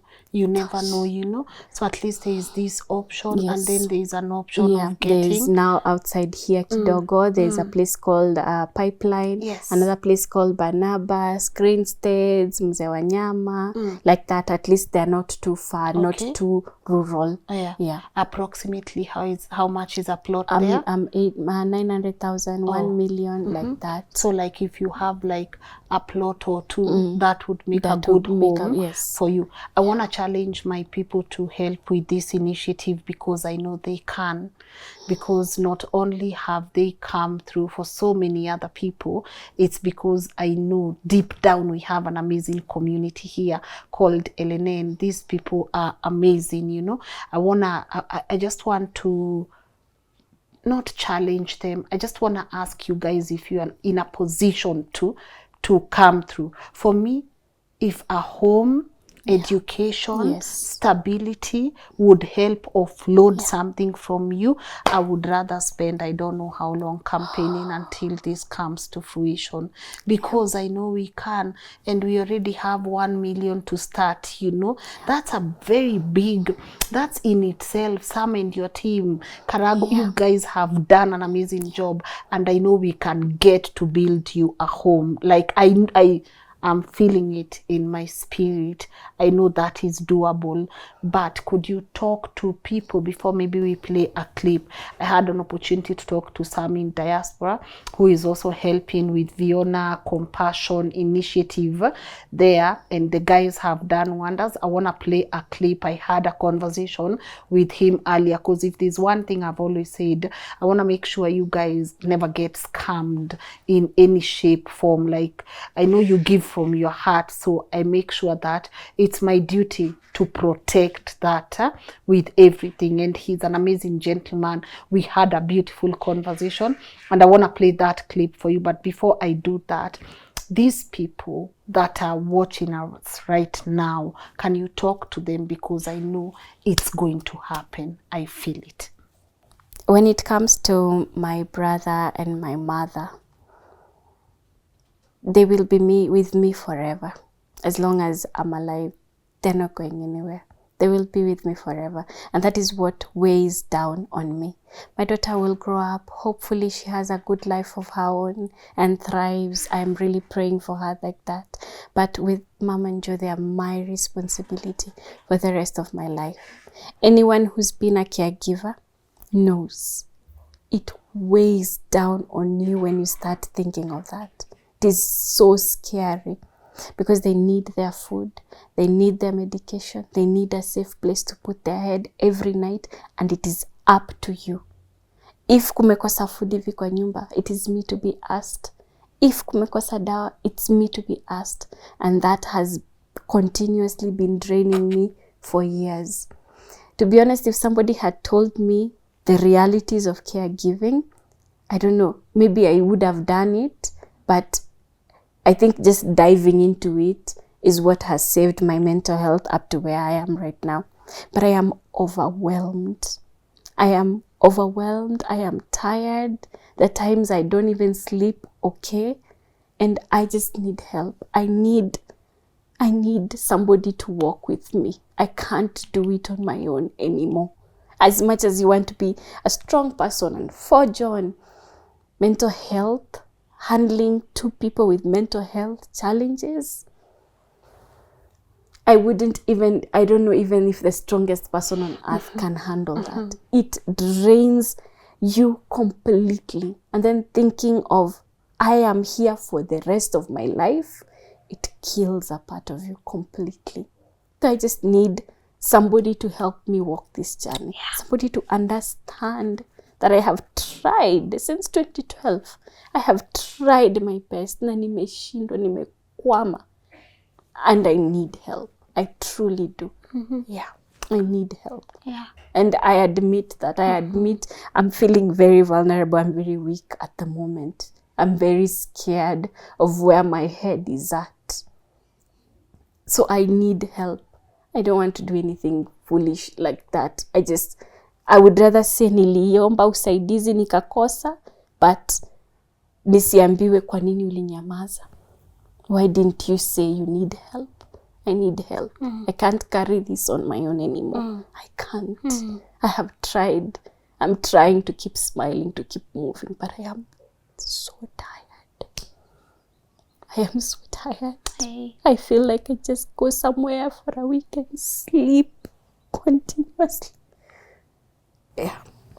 Do you ever talk to anyone? A therapist? Yeah, my friend. I have my friend, and then from last week I got a therapist. How is that So, going? a lot of digging, things that you would rather not remember, but I know it's for my own good. I need to start dealing with them. Like, she's the one who made me admit that my relatives failed my mom. Walimu abandoned. So there's no sugarcoating that. Yeah. There's no sugarcoating. There's no sugarcoating that. You've done amazing. I want you to know that. From one stranger to another, you've done amazing. You've done amazing. When they give the Nobels, when they celebrate humans out there, I hope one day such might happen to you so that you can see. And I know you look at people, they are working in the UN. Girl, you are working in the UN in your own way. It's just that it's not out there. But you're working, you're impacting, you're helping, you're actually doing it in your own way. And that God will remember. You get what I'm saying? That God will remember. I feel like we just need a whole, maybe concert for Viona. You know? But I'm happy you've stood even when you wanted to give up. And it's okay. Sometimes life, tuache kuchochana. You will not be happy every other day. Even me, sometimes I wake up feeling like, what the heck? You get it. But hope, as I was telling you, hope ni kitu ya maana. Knowing tomorrow might be better than today, iyo ni kitu ya maana. So go you know, I want you to pat yourself and say, Akiuni mimi, how many years you've been with them day in, day out? 12. 12 years. And you have actually, kubali ukisaidiwa kubali, and you are deserving of it. I know we will build a home. I would rather knock on doors everywhere. I don't care if I have to go to Maridadi, I have to go to Optiven, to Kings, I have to go to Sijui Tap Tap, even to my sponsors on the shows. The ones that sponsor these shows, I will knock those doors. And I know people are watching, you know, but I know when it comes to donating, there's already a pay bill for the one that you control 100%. Yeah. is that okay if we give that out? Yes. And we also give the ones some are using out, and people can donate to the ones they feel Yes. like this is where I want to donate to, you know, and I know we are going to get a lot of people have been comfortable with, like I've always been explaining to Akina Sam, a lot of people prefer my number because it's out there, Yes. but I'm always accountable Yes. for this is what comes in. So if someone wants to use the pay bill that is there for the initiative, or use my number, or use another means, it's okay. So the numbers that we have ni easy, the ones zenye ziko na Kina Sam. There is also Cash App, guys. Also, you can use that. There is also your phone number my phone appearing number. And right I pray, here. Safaricom, please don't block my number again. They are listening. They will not. Please don't block Safaricom, my by the number way, again. you know, but I understand the fraud thing, but yes, it's okay. That's her number. People can use. And also on this side of the screen, that should now be, hapa kuna za Kina Sam, kuna your number, and also there is the pay bill, the one that's fully under you. Yes. Ya bradhako, Yes. iko hapo. Yes. All the names are on your screen, guys. And I hope we can be able to come through. It's gonna be amazing. Sawa sawa. Like I am dreaming. Hey, let's do this, all right? Okay. Let's give you, Mom. I remember saying hi to your mom. She was like, I'm Sophia. Yes, you know, she's educated. She's beautiful. Smart. You know, it's meeting like your the bro. disease. It just. It's okay. It's all good. But I know I really want the best for you. And God's time is the best. So me, all I can do is to ask you guys who are watching, guy, let's do this. The joy that will come in seeing her have a home is everything. So even if we are to pull up a concert to raise those funds, we will. And we are gonna give you a home. If that's the last thing I ever do in this world, well and good. I know it's not okay. I'll put my own as Lynn, my own right there. But even if that's the last thing we ever do, then we're gonna do it. Is that all right? I want to pinch myself and wake up. Pinch yourself. And also to those other guys that have just been with you. There's some guys. It's my best friend who's always here. She's somewhere huko ndani. Nilimpako. Sasa Lynn, I'm like, she loves you. Oh my God, anakupenda. You know? Namtumianga message kila wakati. Umeona Lynn amepost leo? You know? Yeah, she loves you so much. Yeah, I appreciate that. Yeah. If that's the last thing we do in this world, God's will, let it be done, you know? Let it be done, then you can rest a bit. Yeah, I know God is not a God of sijui vitu ndogo. I know God will come to. People have always said that. Yes. But I am living proof that miracles do happen. They might take time. Yes. Someone told me, Viona, maybe uli drop out from the school you didn't need then so that you can get the education you need. So that when you go back to school, you now have a purpose for what it is you're studying. Good. And I can see it, especially with the older special needs kids. Yes. Because the way I'm struggling with my brother, I know so many families are undergoing the same challenge. So we need to talk about older special needs persons. Good. Because they're older. My brother is 27. Yes. What happens to them? Perhaps when I am now okay and I'm calm, that is what I want to think about. And I want to appreciate you and so many caregivers that are watching right now. I understand nobody talks about you guys a lot. Nobody even thinks you guys are going through it. But you are the heroes, the unspoken heroes that no one gets to hear about. So may God go before you. Thank you. May His will in your life be done. May you look back and know people cared. And may you speaking out be for nothing. Yeah. All right? May you speaking out be for nothing. Sawa sawa. I want to ask you a question. Something I haven't done in a minute. But if you had to talk to yourself right now, dear Viona, what would you say to you? I'm sorry, I forgot about you. I am sorry, I forgot about life became too much and I forgot about you. And I am sorry you're so scared of thinking about yourself now because it's been so long. Yes. Yeah. I'm sorry. Okay. Yeah. Okay. Yeah. And I'm coming to find you. Yeah. Okay. And we are going to find her. Okay. You never have to go through life alone. Sawa. Yeah. You never have to go through life alone. Yeah. Sawa. I want to wind up, but before I even give my parting shot or do my call, to action, is there anything else you want to add before I go? I'd love to meet Sauti Sol. Oh! I know it's a silly request, but they keep us going. The music is always playing in this house. So they will meet you. Bien. Even it's Savara, okay. Polycar, Chimano. They I know they'll watch. Might not be now, but someday okay. they will, and you will meet them, Me, I'm glad I met you. And thank you for the music. You will meet them. Yeah. Sawa. Yeah. I know that for sure. You will meet them. Maybe not now, but I know somehow they are good people. God and bless somehow them. They will watch this. Yeah. And if it's according to God's will they meet you, they will meet you. Sawa. Yeah. Who else do you want to meet? Gosh. I hadn't thought of that. That just popped into my head. I don't know, maybe just to pass on a message to the president. Please think of older special needs kids, adults. They're kids. They're a mixture. They're not really adults. Just that their ages are older. Think of them as well. Yeah. Beautiful. Yeah.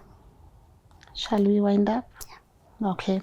So guys, before we hear what Sam has to say, because I feel like it's good we also hear why he felt him and his people, they need to be part of this initiative. We've done great things as Kenyans. When our politicians, when it's time to vote, we show up early in the morning. When it's time to, we just show up completely. And now we get an opportunity to show up for one of us, our own. Mwenye anapitia zile vitu zenye tunajua za kawaida, tumepitia one way or another. We get to show up for her. And I can't, I don't know, something is in my mind, but I don't want to say it, but let me just put it out there. What would go wrong even if we just had a concert for her and we could all show up? Sijui grounds hata watu uombaje, but I know there are people in events.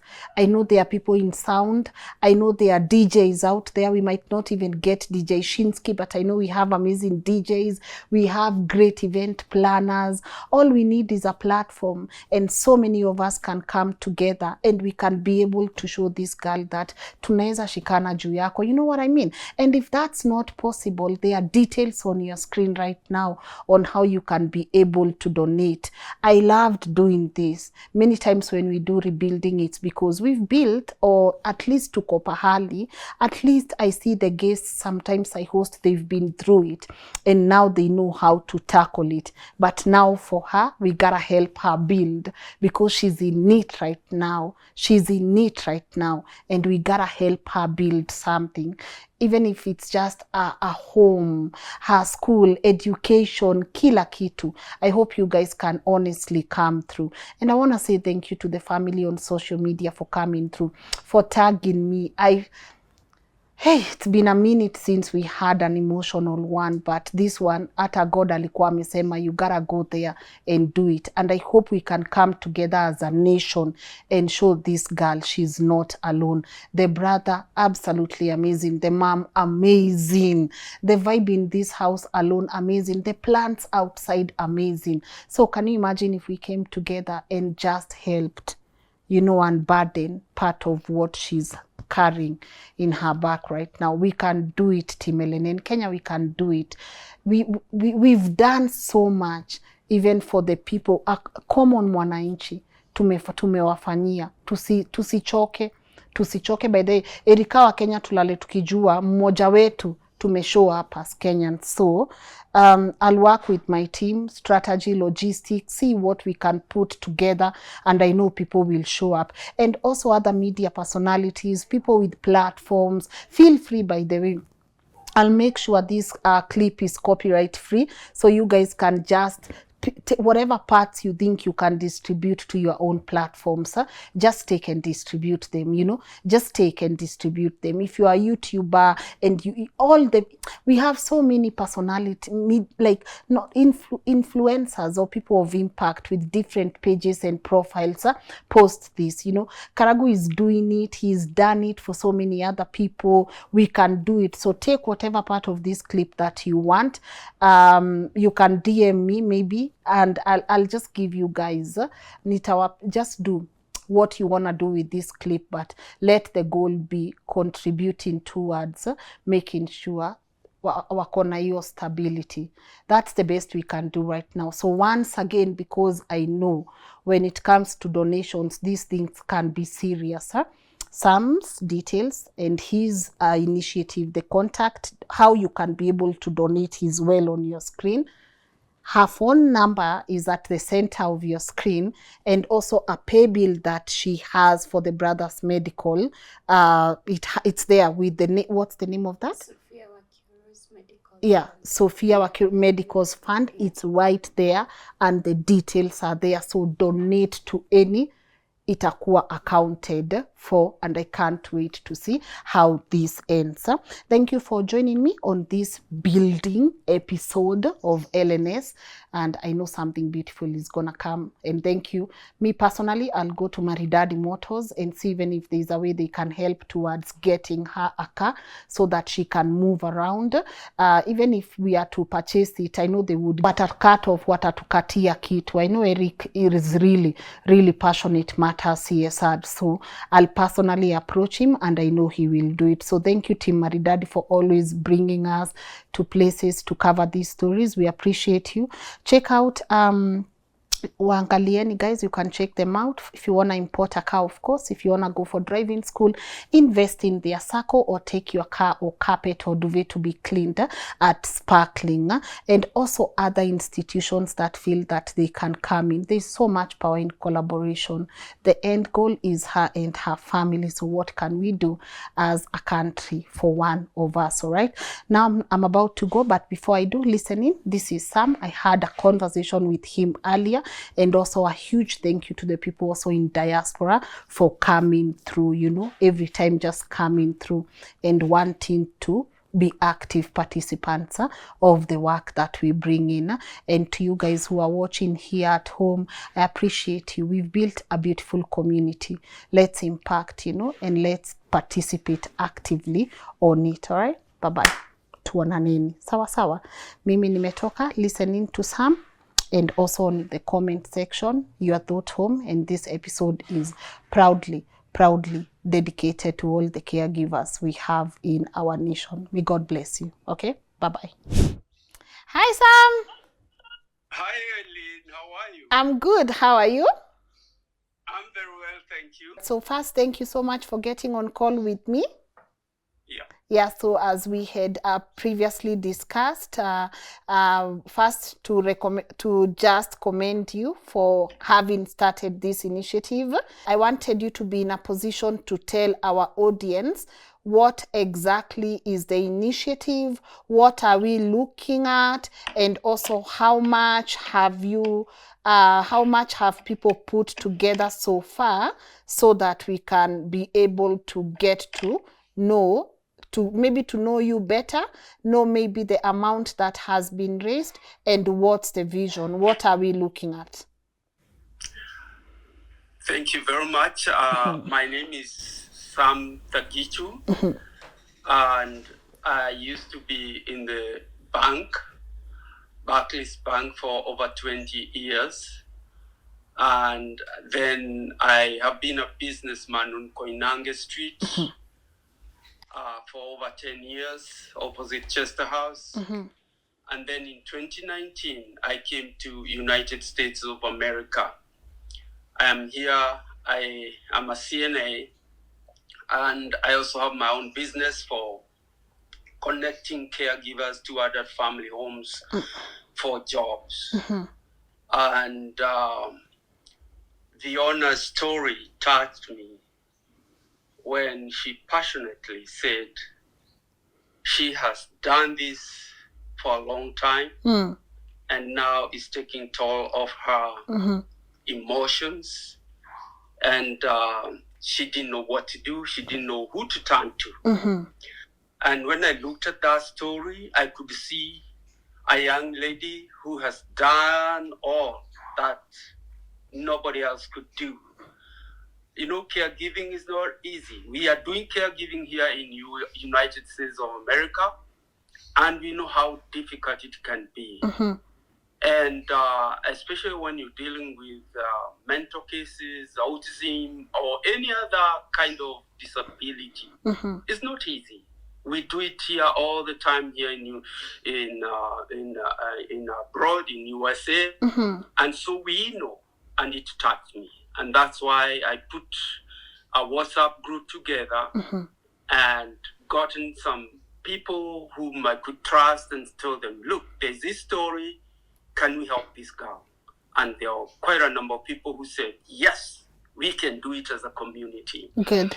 And so we looked for a name, and we are calling it Viona Compassion Initiative. Yes, beautiful. And we want all Kenyans, both in Kenya and in abroad, we come together and change this life. I love that, Sam. I love that. But let me ask, maybe so that we can be able to understand, apart from seeing how overwhelming this was for Viona, what inspired you as Sam to step in?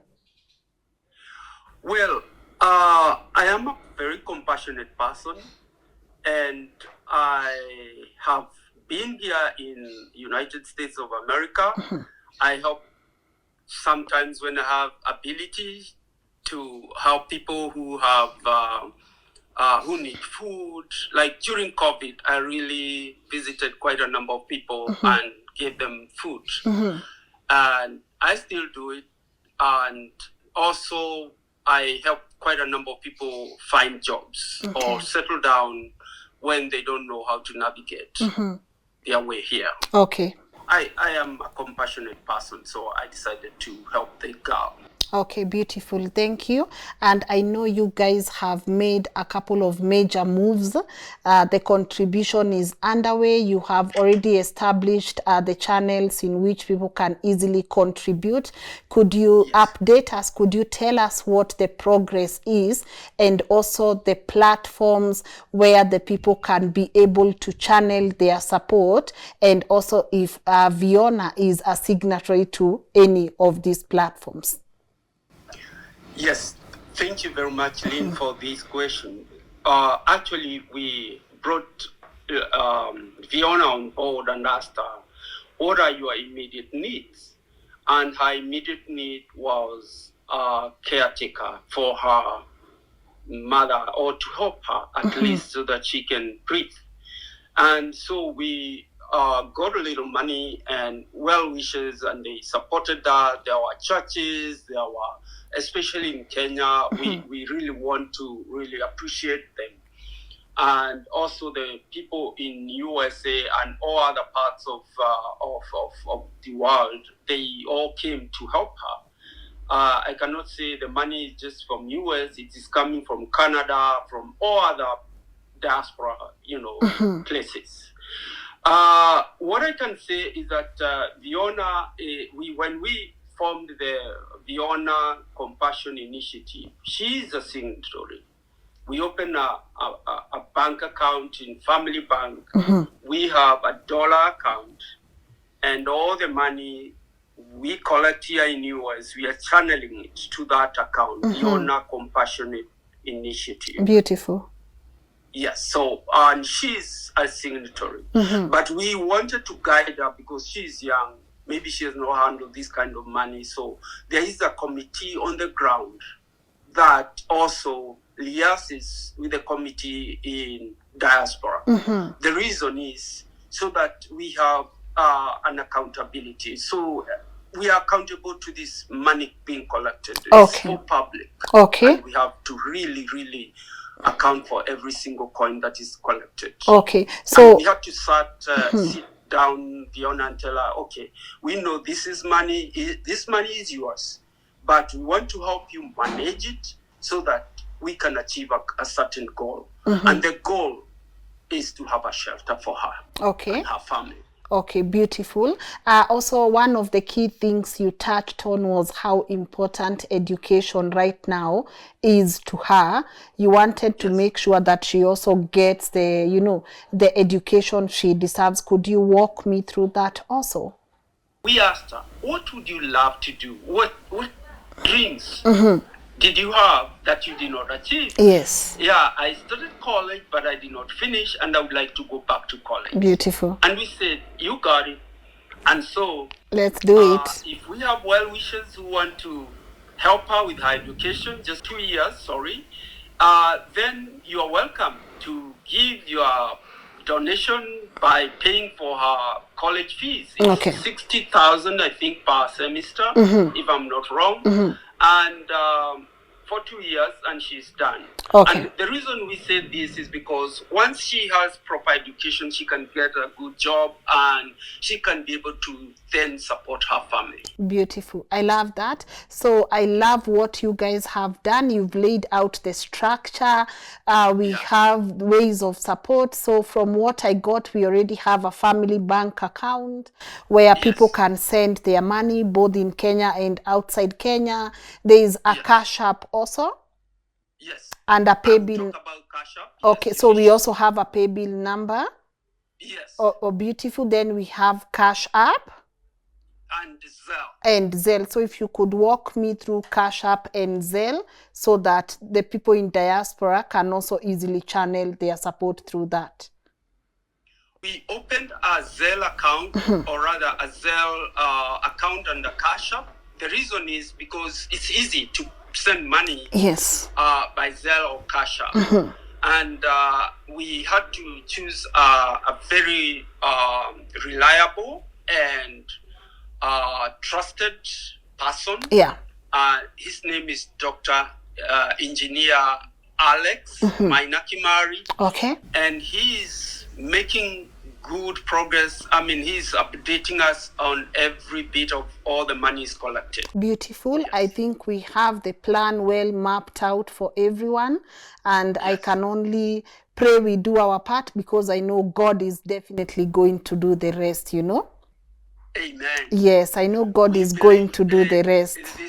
This family, they are going to have their shelter. Beautiful. With the Kenyans, oh my goodness, Kenyans, I know how good you can do things. Yes. And I believe we shall have shelter, she will have her education, her daughter will also have education. Yes. Their mother will have, and their brother will have. By the way, Lynn, the brother has gone to school. Yeah.